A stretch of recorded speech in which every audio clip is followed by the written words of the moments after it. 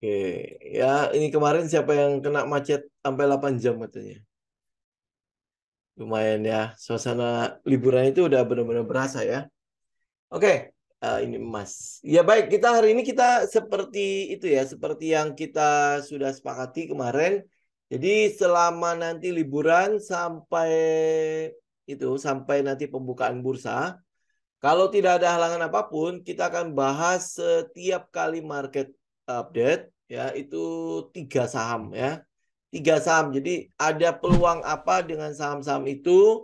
Nanti teman-teman juga bisa request ya. Kira-kira mau saham-saham apa saja yang mau kita bahas. Oke. Nah, hari ini kita akan bahas mengenai saham perbankan. Saham perbankan. Jadi ada beberapa saham perbankan yang kita lihat cukup menarik untuk bisa teman-teman perhatikan. Yang mungkin udah sering kita bahas itu adalah BDMN. Kita bahas 5 saham ya. Jadi sebenarnya 3 saham aja sih. Karena 2 saham itu kan sebenarnya udah cukup ini ya, udah cukup sering kita bahas. Jadi kita tambahin 2 saham lagi. Nah ini BDMN. Teman-teman bisa lihat di sini BDMN. Nah oke. Ya ini BDMN. Kita kita sebenarnya apa yang kita lihat di sini. Kalau teman-teman lihat dari ini buka buka ini ya, buka catnya gedean. Ini kayaknya kalau jam 6 agak-agak ini ya, agak-agak masalah nih sama internetnya. Ya ini kalau misalnya buka cat gedean, teman-teman bisa lihat bahwa pergerakannya setelah dia turun, ini turunnya sejak 2019 ya, berarti masih areanya COVID ya. Diturun sampai Maret 2020. Jadi ini mungkin kalau dikatakan ya, saham BDMN ini mungkin agak berbeda dengan saham BCA, BMRI ya, di mana pada saat di pertengahan COVID saja mereka udah mulai mengalami kenaikan gitu ya. Oke, tetapi ya teman-teman, kenapa kita tertarik melihat BDMN? Ya karena memang corporate actions yang sedang dilakukan ya oleh si BDMN. Nah, sampai di kemarin 2022 kita udah lihat ya bahwa oh ya, semua perbankan sudah mencatatkan sejarah baru dalam perolehan laba, termasuk BDMN. Ya, termasuk BDMN. Nah, sedangkan untuk teknikalnya si BDMN itu masih ada di bawah. Jadi kalau kita kategorikan, barangnya masih cukup murah lah ya. Kenapa? Karena upsize-nya masih cukup gede. Upsize-nya kalau ikutin ini harga pembeliannya si MUFG itu masih di 9.000. Ya, masih di 9.000 per saham untuk BDMN. Karena itulah makanya kita masih lihat si BDMN. Apa yang kita lihat ya untuk technical segala macam teman-teman mungkin udah lihat ya. Ada yang mengatakan gini, kalau misalnya saya tarik ya garis trend dari bawah, dari low low low, saya hubungkan terus sampai ke atas ya. Itu kan udah mulai membentuk itu ya kayak uptrend, tapi ini ada apa ya? Kayaknya karena ini puasanya juga udah kelar. Next ya mungkin di hari Jumat besok ya atau Sabtu ya. Sabtu kan pagi ya. Nanti Jumat besok minggu depan kita balik lagi ke jam 6 jam 7 saja ya. Ya maksudnya biar ini ya biar agak-agak stabil nih. Soalnya ini kayaknya memang sore-sore agak gangguan. Mungkin karena banyak yang pakai juga kali ya. Oke, ya jadi balik lagi ke BDMN. Ya, teman-teman bisa lihat ya kalau saya tarik trend line, ya ini trend line yang dibawa tuh saya hubungin dengan low-nya ya. Low yang ada itu udah kelihatannya udah ada minor uptrend di sana. Kemudian kalau saya tarik high-nya, high dari trend line yang ada, mungkin bisa lihat, nah ini kok kayak ada lorong di situ ya. Ya kayak ada lorong. Jadi kalau di technical ini saya nggak tahu kata apa pattern apa. Jadi kayak ini.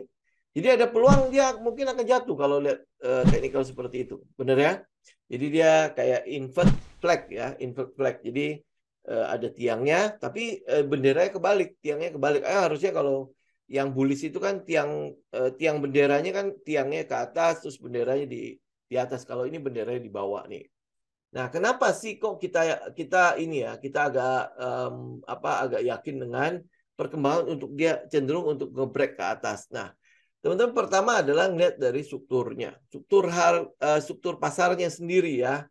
Teman-teman urutin lah dari penurunan yang di bulan apa ini? Bulan April 2019 sampai 17 Maret itu kan turun terus ya. Kita udah tahu itu downtrend. Ya, kita udah tahu dia turun terus ya. Sedangkan sejak dari Maret 2020 sampai hari ini itu sudah tidak ada low, tetapi malah membentuk low yang yang lebih tinggi. Jadi udah ada yang saya bilang minornya sudah mulai ada uptrend. Ini kita udah bahas cukup sering ya. Jadi kalau teman-teman lihat secara minornya dia sudah mulai uptrend. Dan kalau teman-teman gambar juga strukturnya itu sudah ada higher low, low high, higher low, dan higher high. Ya, jadi udah ada strukturnya di situ, bahkan sudah terjadi perubahan pada karakternya. Ya, perubahan pada karakter udah terjadi di harga 3.520. Jadi habis itu dia kan sempat nge-break tuh. Terus kemudian turun. Nah, kemudian beberapa sentimen, teman-teman tinggal update lagi ya sentimen-sentimennya. Karena untuk bank-bank yang lain, kayak yang udah ada laporan Q1-nya itu adalah Mandiri dan BNI ya, BNI itu sudah dilaporkan sudah mengalami kenaikan. Mandiri kalau tidak salah 25% dibandingkan dengan Q1 sebelumnya. Kemudian BNI itu kalau nggak salah kurang lebih sama ya, atau mungkin lebih tinggi daripada Q1 di tahun sebelumnya. Jadi ini sebenarnya sebuah signs yang cukup bagus ya, sinyal yang cukup bagus. Walaupun Bank Indonesia sudah mulai berhenti naikin suku bunga. Ya, jadi ya kita belum tahu Q2-nya bagaimana. Tapi yang pasti adalah kita sekarang ini buat swing dulu ya. Kita lihat dari Q1-nya itu kecenderungannya masih naik nih pendapatan dari si banknya. Jadi maka dari itu beberapa area teman-teman bisa perhatikan ya untuk cicilan si BDMN. Pertama adalah buat teman-teman yang konservatif tunggu breakout juga boleh. Jadi break dari 3.100. Jadi tunggu dia breakout. Jadi kita udah punya range sih sebenarnya. Range-nya kita itu adalah dari low-nya itu di 2.000 sampai high-nya itu ada di 3.500. Sehingga kalau teman-teman tarik Fibo, maka akan ketemu area diskon dan area premiumnya. Jadi area diskon itu disebut sebagai diskon kalau berada di bawah 2.800 ya, di bawah 2.800. Kemarin itu kalau teman-teman bisa dapat, teman-teman bisa ambil di daerah sekitar 2.500 sampai 2.300-an. Itu kalau teman-teman bisa dapat untuk BDMN, itu adalah area yang terbaik untuk si BDMN ya. Jadi di 2.500 sampai 2.300-an ya, itu areanya. Tapi kalau teman-teman yang konservatif, tunggu dia break. Berarti dia akan break di sekitar 3.100-an. Jadi tunggu dia mungkin nanti akan ada penurunan. Ini kan setelah kumdet kan, kumdet dividends, di situ juga udah terjadi gap down ya. Ada gap down di situ juga. Jadi kalau dia turun, biarkan dia turun. Teman-teman bisa tungguin di daerah sekitar 2.000 ya, antara 2.500 sampai 2.300 lah gitu ya. Ini untuk BDMN. Kemudian yang kedua itu adalah BRIS. BRIS ya, ini juga udah kita bahas kemarin. Kemarin pertanyaannya siapa ya? Pak Andoko kalau tidak salah ya untuk BRIS. Nah, untuk BRIS sendiri teman-teman bisa lihat pergerakannya itu juga sama. Kalau di Januari 2021 malah Januari 2021 dia mulai turun, drop ya. Nah, drop terakhirnya ada di sekitar Juli 2022 dan sempat check out. Sempat check out di sekitar Desember 2022. Nah, next-nya setelahnya apa yang terjadi? Ini kan kita dari area 1170 sampai area 1.700 itu adalah area trading range ya. Untuk kita sebut itu sebagai daerah set 1 ya, daerah set 1. Dan itu udah terjadi check out atau spring di sana. Kemudian dia naik, ini LPS ya, LPS, kemudian sempat LPS lagi di atas ya, kemudian ngebreak dari high base itu. High base-nya itu ada di sekitar 1.675, itu udah ngebreak high-nya ya. Jadi dengan kata lain, sebenarnya kita udah bisa melakukan cicilan di sini. Ya, udah bisa melakukan cicilan. Nah, tetapi kalau teman-teman mau ambil area terbaiknya, berarti dia nggak boleh break dari low ini. 1.600 sampai 1.500 itu area terbaik untuk si BRIS saat ini ya. Jadi kalau teman-teman tarik trendline dari bawah ke atas itu juga ada di sekitar trendline itu. Jadi berapa tadi? 1.600 sampai 1.500 itu untuk si BRIS. Ya, lu bisa melakukan cicilan dari saat ini ya, siapa tahu kalau dia cuma retest sampai ke high sebelumnya nih. High-nya itu ada di 1670 ya. Dia bisa aja cuma retest sampai ke situ. Ya, retest sampai ke high ini bisa aja ya. Dia cuma retest ke situ kemudian naik. Ya, atau skenario yang kedua, dia masih bisa turun, ambil trendline di sana kemudian naik. Ya, atau teman-teman bisa pakai apa namanya itu moving average ya, moving average yang 50 harian itu ada di 1600, EMA 200-nya ada di 1500. Ya, ini mungkin teman-teman bisa pakai. Ya, ini saya tunjukin ya untuk di IG ya. Kita balikin dulu. Nah, ini teman-teman lihat. Ini untuk BRIS ya. Jadi BRIS teman-teman bisa ambil spekulasi buy kalau dia nge-breakdown sampai ke sini nih, 1675. Ya, 1675 ini daerah sini. Ini adalah high yang sebelumnya. Nih, ini high ini. Ya, ini high ini. Ini high ini. Ini high sebelumnya. Kemudian yang kedua adalah dia turun retest ke trendline. Ini trendline. Dia retest ke situ. Ya, ini kebetulan juga ini adalah daerah pullback-nya nih. Daerah pullback-nya sampai ke sana kan. Ya, kemudian di sini kan ada kayak Morningstar gitu. Ya, kemudian dia kena retest sampai ke trendline terus habis itu naik. Ya, itu pilihan skenario kedua ya, atau teman-teman bisa pakai garis moving average. Ini saya pakai exponential moving average ya. Ini EMA 50-nya itu ada di 1600, EMA 50 nih. EMA 50. Kalau seandainya dia sampai ngebreak nih, ngebreaknya sampai ke support ini nih. Area ini nih ya. Area base yang terjadi sebelumnya itu dari 1500 nih. Ini EMA 200-nya ada di 1500. Ya, ini untuk si BRIS. Jadi kalau lihat dari teknikalnya, sebenarnya dia udah change of character, cuma tinggal retest atau mau SOS gitu. Ya, itu untuk BRIS. Oke, sekarang ini kurang lebih ya untuk BRIS ya. Teman-teman nanti kalau ada pertanyaan nanti tanyain ya.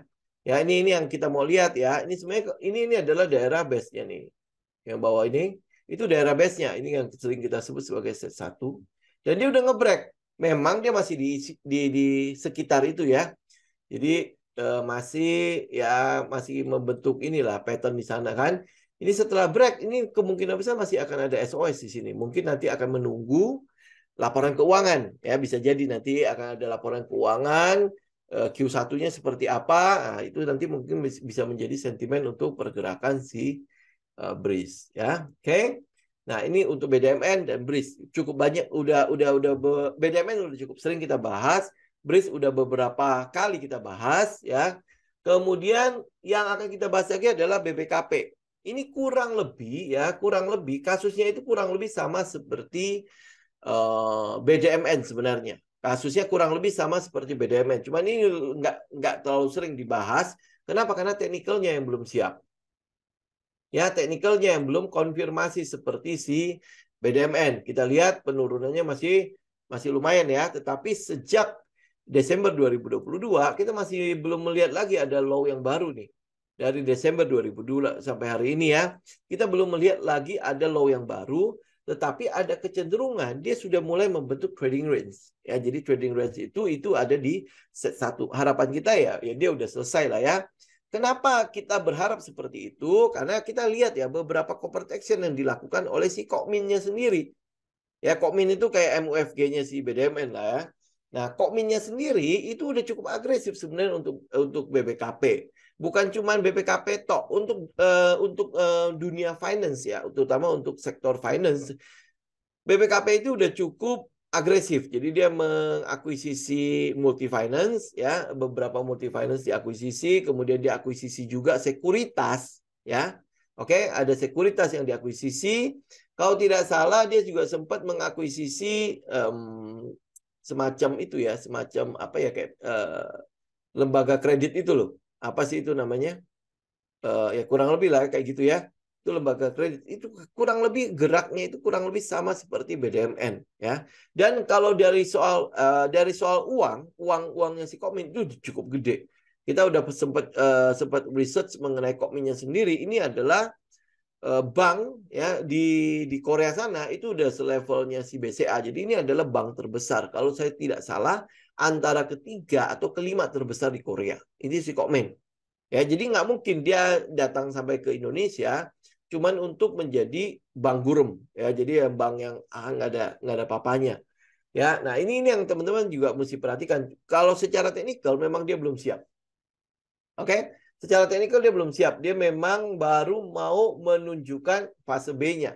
Kita mungkin masih akan lihat ada pergerakan, mungkin nanti akan ke atas gitu ya. Terus nanti mungkin masih akan ada springnya atau shakeout-nya. Ya ini yang sedang kita tunggu. Ini kira-kira nanti dia akan berjalan seperti apa. Jadi kalau dia ada pergerakan ke atas, pergerakan ke bawah gitu ya. Ini kepanjangan atau ekstrim.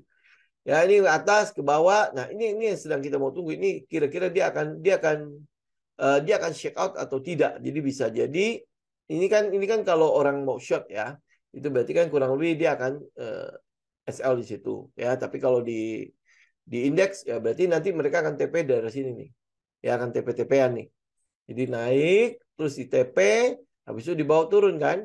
Dibawa turun kan? Nah, pada saat dibawa turun, itu orang-orang akan bersiap untuk melakukan pembelian di daerah sekitar 100. Biasanya gitu dah. Kemudian ada SL di sini. Biasanya gitu kan, ditaruh di bawah low. Ya, di bawah low. Nah, karena di sini banyak barang yang saya sebut sebagai likuiditas, ini barangnya jelas di situ barang semua. Karena orang-orang pada taruh stop loss di situ. Seandainya kalau dia jebol kan, nah, jadi ini bisa jadi ada manuvernya dari sini. Nah, kalau dia sudah ngambil ini barang-barang dan dia merasa udah cukup, ini berarti nanti ada kegiatan higher high, higher low-nya di sini. Ya, nah habis itu baru sempat ngebest dulu atau mungkin langsung terus baru naik. Itu kurang lebih untuk si BPKP. Nih ya, saya tunjukin lagi ya. Ini BPKP nih. Ya, dia turun kan dari atas sampai ke bawah. Ini turunnya nih. Ini udah jelas downtrend dong, ya. Nah, bedanya adalah di daerah sini. Di daerah sini.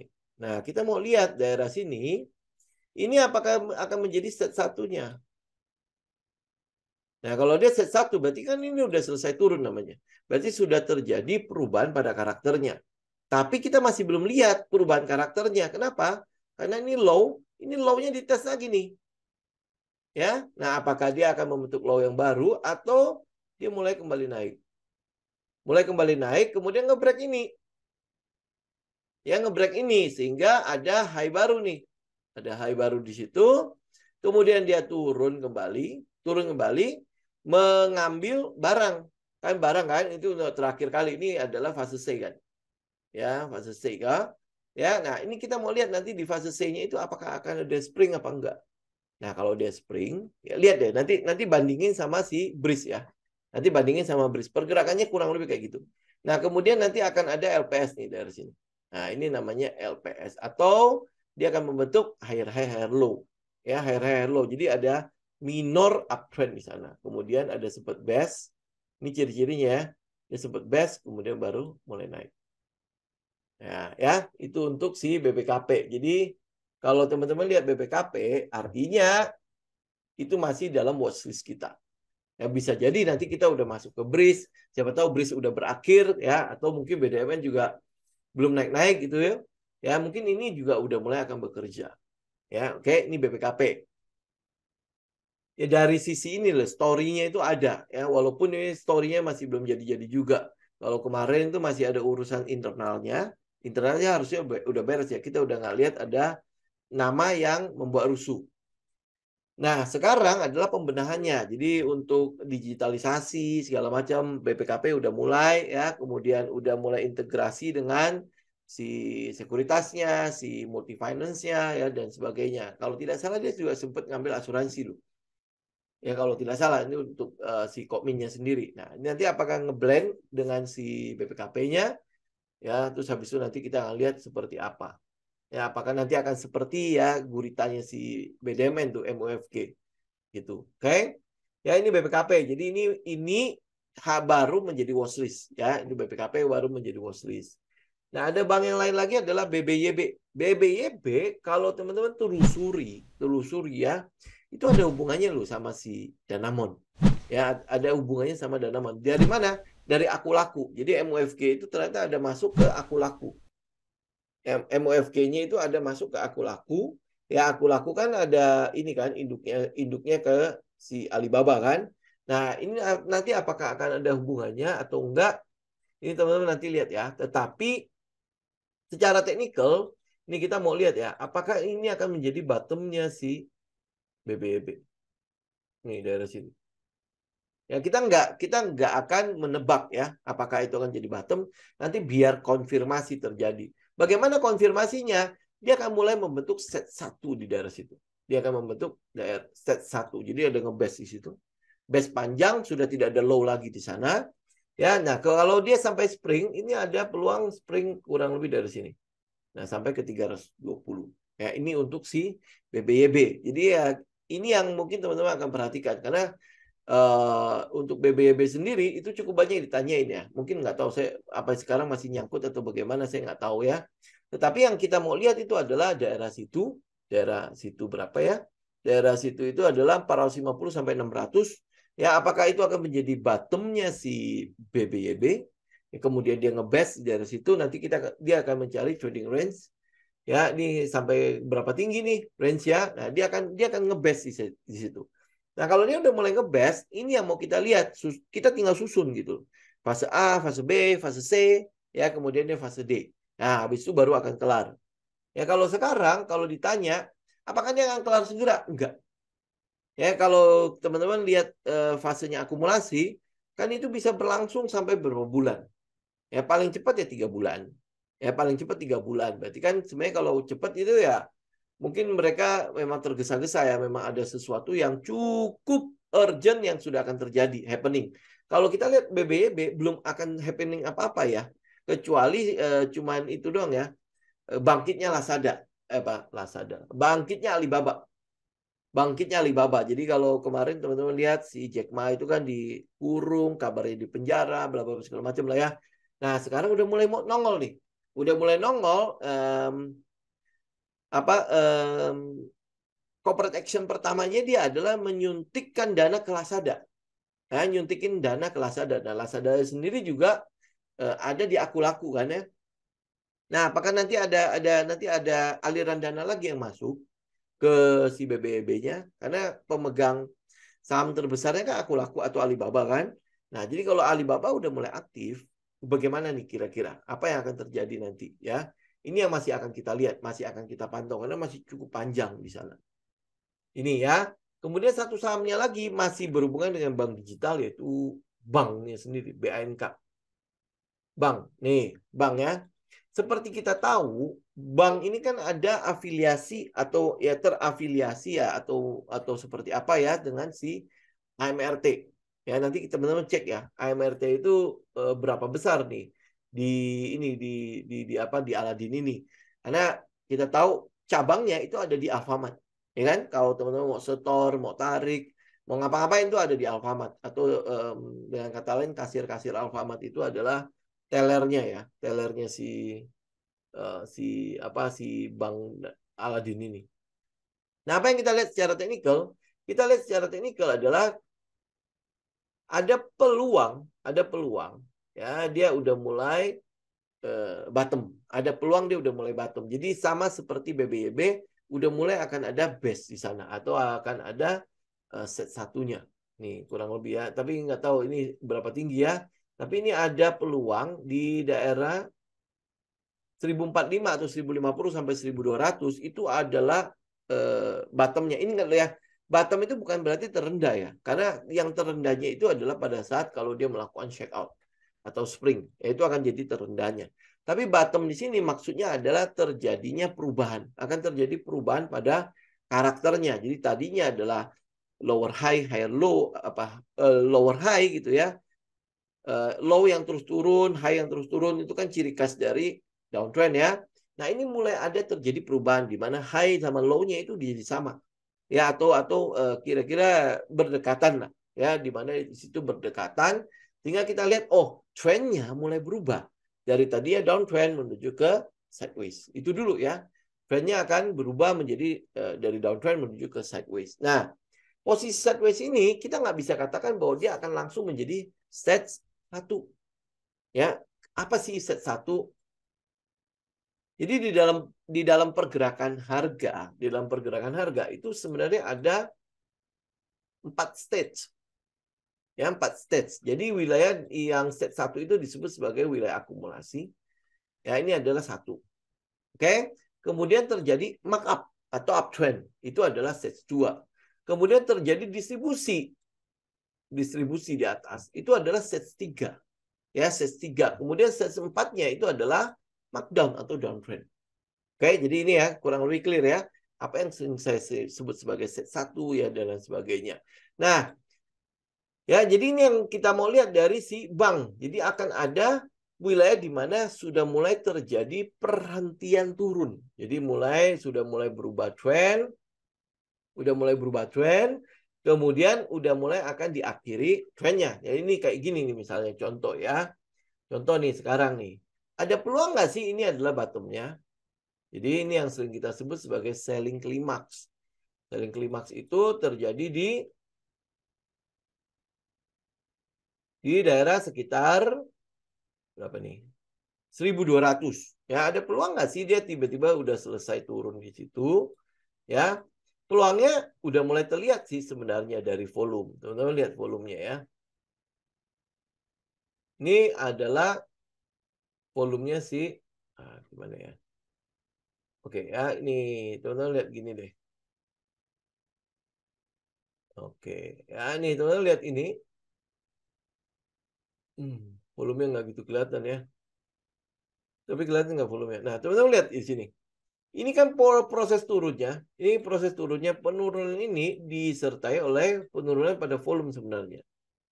Ya, volumenya turun. Nah, pada saat dia di base ini, teman-teman lihat ada peningkatan pada volumenya. Ya, gampangnya lihat ini adalah saya pakai ini aja ya.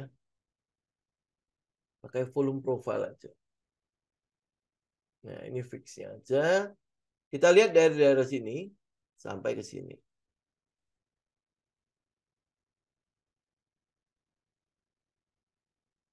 Oke, sudah mulai terjadi peningkatan pada volume nih. Ya, peningkatan pada volumenya. Jadi ada volume yang meningkat di situ dengan rata-rata di sekitar 1.300.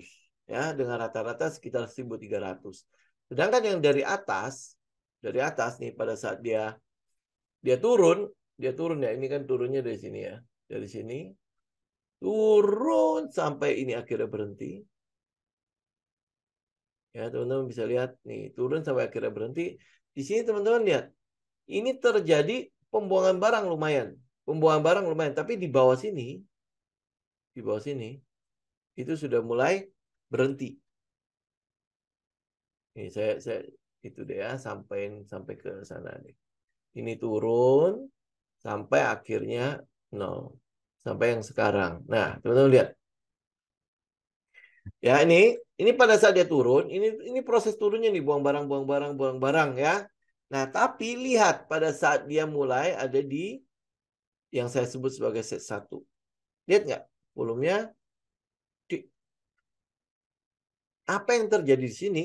Berarti sudah mulai ada pengumpulan barang yang terjadi pada saham BNK ini. Oke? Ya, ngerti ya? Cara baca volumenya ya. Bisa buang. Ya, ini udah ini aja deh. Nah, biar lebih gampang ya. Nah, ini teman-teman lihat ya. Ini kan dia turun nih. Ini turun. Ya. Nah, apa yang terjadi pada volumenya? Dia juga terjadi ada pembuangan barang di situ. Nah, tetapi coba lihat teman-teman ada di sini. Di ini, daerah sini. Volumenya gimana? Gede. Ya, gede. Jadi ini sebuah indikasi kalau ini adalah akum atau redistribusi. Redistribusi. Udahlah itu ya. Nah, bagaimana cara kita tahu di akum dan redistribusi? Di sini peranan dari fundamental sama si sentimen. Jadi lu mesti cari kira-kira apa yang akan membuat si bank ini kembali lagi. Pendapatannya kah? Ya, atau memang ada penambahan pada nasabahnya kah? terus habis itu mungkin ada inovasi-inovasi baru yang akan dilakukan oleh si bank itu seperti apa ya. Nah, ini untuk IG nih. Sebentar ya, ada yang itu. Oke, nih IG. Ini teman-teman lihat ya, ini namanya volume profile di IG. Nih, ini namanya volume profile nih, ya. Apa yang ditujukan oleh volume profile di sini yaitu pada saat penurunan ini, ya betul, ini kan terjadi pembuangan barang juga kan. Ya, ini udah mulai keluar ya, ini ya volumenya ya. Nih, volumenya ya sampai sini dong. Sampai sini lah, mentok ya. Volumenya betul ya pada saat pembuangan barang di sini. Terus gitu. Nah, tapi di sini menjadi berbeda. Nih, ini berbeda. Apa yang berbeda? Volumenya naik signifikan. Nih loh, lihat nggak? Ya, tadinya cuma sampai sini. Tetapi pada saat dia sudah ada di bawah, ya ini kok volumenya naik ya. Naiknya 2 kali lipat. Betul nggak? Ya, ini kan tadinya sampai sini. Nah, ini sampai ke sini. Gitu. Oke, ya. Nah, kalau di sini teman-teman bikin volume profilnya, teman-teman akan bisa lihat bahwa rata-rata perolehan mereka itu di 1330. Nah, kalau lu tahu ya, harganya adalah 1330. Ya, rata-rata mereka, berarti lu kalau dia di bawah 1330 itu udah digolongkan murah. Ya, oke. Balik lagi. Oke. Jadi apa yang teman-teman lihat di sini? Nah, kalau udah kalau pakai indikator yang volume profile, maka kita tahu bahwa ini ya udah ini turun dari sini sampai sini, ya angkanya berapa? 1400 ya, kurang lebih 1400 lah. Ya, ini ya 1405 ya 1405 kurang lebih situ. Jadi kalau harganya di bawah situ, harganya di bawah itu, maka itu digolongkan murah. Ya, digolongkan murah. Jadi kalau sekarang ini udah di 1440. Jadi ini masih udah mulai mahal ya. Masih udah di atas mahalnya. Oke, nah habis itu kalau teman-teman kelompokkan ya. Ya buang dulu ini semua. Oke, nah kalau teman-teman kelompokkan fase-fasenya, berarti ini bisa jadi ini adalah SC-nya. Bisa jadi ini adalah spring-nya. Kemudian dia udah mulai rally base rally. Ya, ini ya, LPS, LPS, LPS. Nah, kalau lihat begini ya, trading range-nya itu kan harusnya sampai sini. Oke. Nah, di sini ada support di 1600 sampai 1700. Kemudian ada trendline di situ. Jadi akan lebih baik kalau misalnya dia bisa jebolin itu. Ya, jebol itu, lalu konservatif lu ambil di sana. Berapa tadi? 1600 sampai 1700 lah. Kurang lebih daerah situ. Jadi dia bisa nanti dari set 1, kemudian dia akan SOS. Gitu ya. Ini untuk saham BNK. Apakah akan diikuti oleh saham-saham digital yang lain? Teman-teman cek aja teknikalnya. Kayak misalnya yang baru terjadi itu BABP dan Nobu. Itu gimana ya mereka ya?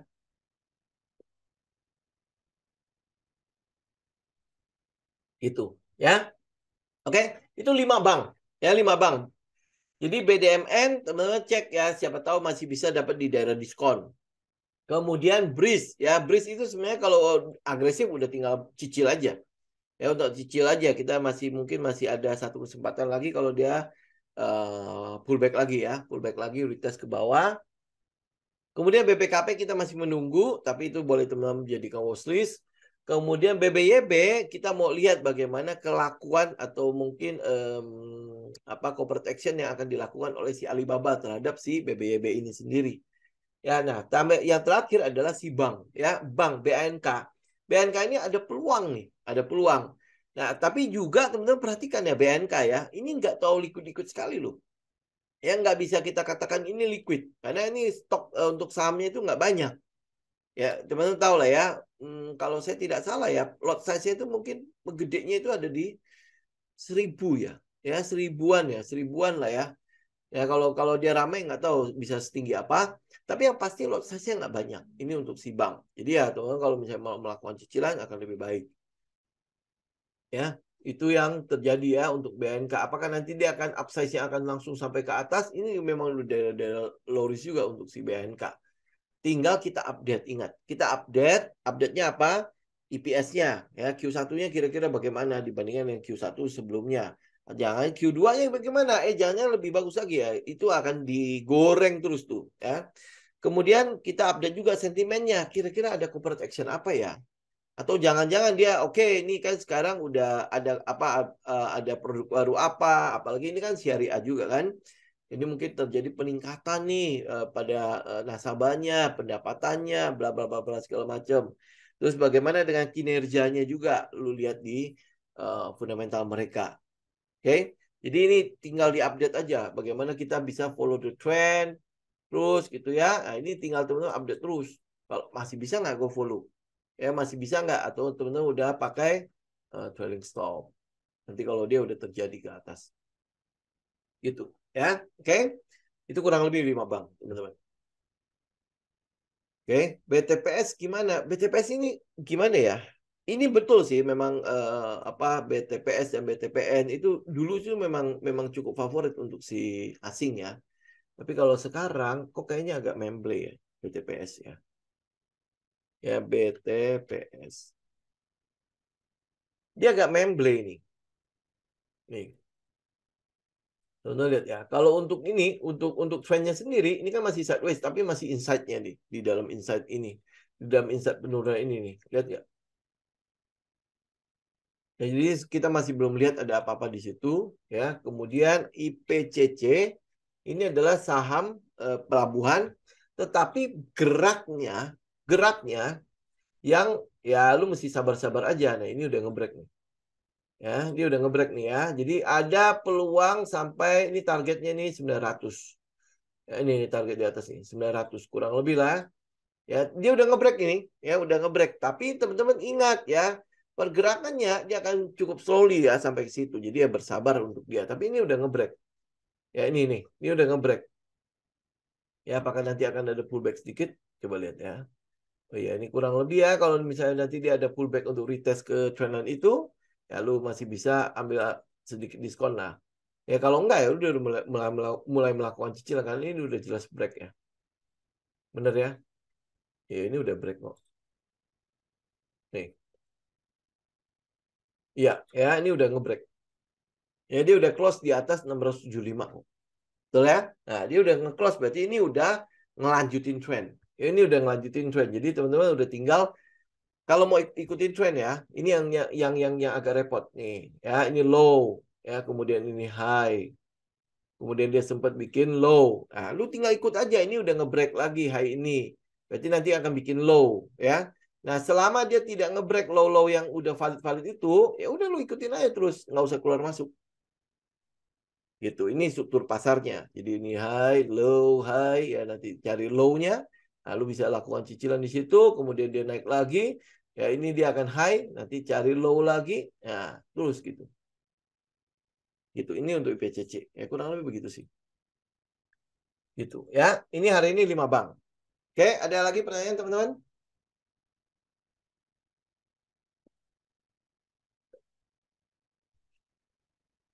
Oke ya. Sorry ya, saya minum ya.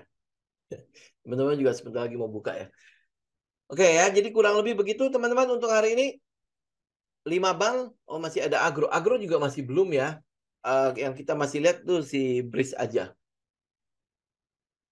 Ini agro kemarin juga udah kita bahas ya. Ya, ini kita masih belum ya walaupun dia kalau teman-teman mungkin ngambil ya dari bawah sini nih. 350 sampai 360. Ya ini agro. Cuman ini sentimennya benar-benar senyap banget ya untuk si agro ya. Saya nggak tahu apakah karena saya nggak terlalu perhatikan itu. Ya teman-teman cek dulu ya sentimennya apa sih yang bikin dia kita bisa perhatikan ya. Kalau enggak ya berarti secara teknikal lebih baik tunggu di atas ini aja. Atas berapa nih? 480 deh. Ya 480 udah ngebreak di atas. Udah lu baru ikut aja. Dia range-nya juga kecil kok. Ya kan? Range-nya juga kecil. Jadi kalau ini udah set 1, ya udah lebih baik tunggu di atas aja. Range-nya kecil ini. Ya jadi 480 baru lu ikut. Ini upside juga gede kalau sampai dia jalan. Gede kan tuh. Tuh masih sampai ke atas. Ya harusnya ya bridge jalan, agro jalan kan biasa gitu. Nah, dari kemarin kan apa jalannya bareng kan. Jadi mungkin ini leadernya bakalan jadi bridge ya mungkin habis bridge kalau mereka yang nggak dapat barang ya mereka akan lari ke agro. Ya tinggal itu aja tinggal tunggu update sentimennya aja.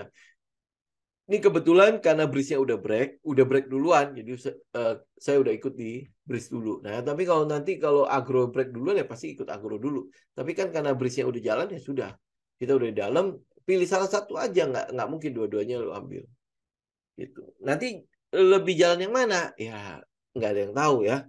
Ya nggak ada yang tahu. Karakternya sih memang kalau lihat ya jauh lebih enak bridge karakternya, ya karena dia cung cung cung cung gitu kan. Sedangkan kalau agro ini ya masih cukup inilah volatile dulu terus baru mulai jalan gitu. Ya pilih pilih salah satu aja. Oke ya, kalau tidak ada nggak apa-apa ini juga udah mau berbuka ya jadi biar teman-teman juga bisa buka bareng. Ya jadi saya mungkin cukupkan dulu ya untuk hari ini di sini. Saya minta maaf ya tadi internetnya lumayan itu ya, lumayan kacau. Tapi mungkin besok, nanti Sabtu ya, Sabtu kan kita pagi ya harusnya sih nggak masalah pagi ya. Nah minggu depan kita balik lagi ke jam 7 ya, jam 7 malam, balik lagi ke daerah jam-jam jam malam lah ya, jam yang sama, tetapi harinya itu Senin, Rabu sama Jumat. Jadi nggak bakalan kena Sabtu ya. Senin, Rabu sama Jumat. Ya, Senin, Rabu dan Jumat. Itu aja. Oke. Ya, jadi untuk hari ini cukup ya sampai sini ya teman-teman ya. Semoga bermanfaat. Nanti tinggal di analisa ulang. Oke. Ya, saya izin pamit buat teman-teman yang mereka udah lagi itu ya lagi di jalan, hati-hati di jalan ya, selamat mudik. Semoga selamat sampai tujuan ya. Kita akan ketemu nanti hari Sabtu ini Lebaran kalau nggak salah ya. Ya, saya nggak tahu nanti Lebarannya hari apa ya. Tapi ya, saya tetap akan ada di pagi hari. Ya, oke. Thank you semuanya. God bless. Saya izin pamit ya. Thank you.